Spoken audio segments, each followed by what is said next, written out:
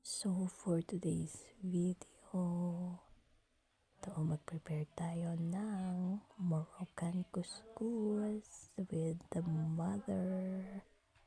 Okay, so ito yung sauce. Nilalagyan ng sauce.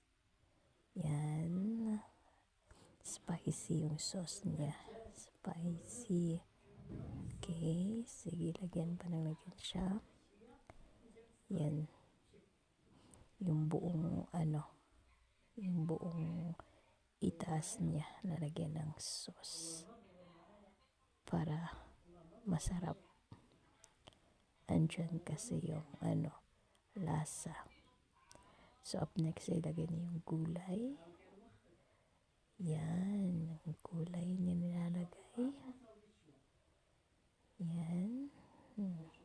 Ito yung kalabasa, yung una, hindi ko alam yung una. Ito kalabasa na to, nilalagay niya. Okay. Yung green, tawag nila dito is kusa. So, sinundan ng radish, carrot,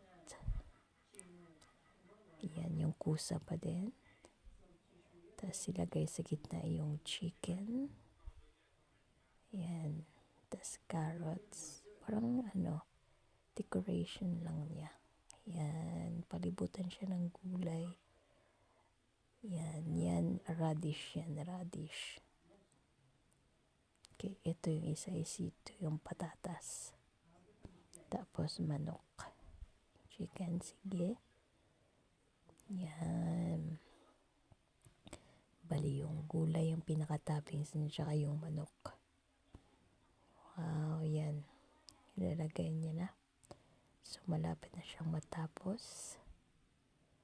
Yan. Yan. Manok pa. Kanya magmekos-mekos. Patatas. Kanya na mekos-mekos ng pagkain nila. Moroccan couscous. Masarap siya. Tsaka, healthy. Kasi puro siya gulay. Parang yung couscous, ito yung rice nila. Okay, so ayan na, yan na, nilalagay niya na, malapit na siyang matapos.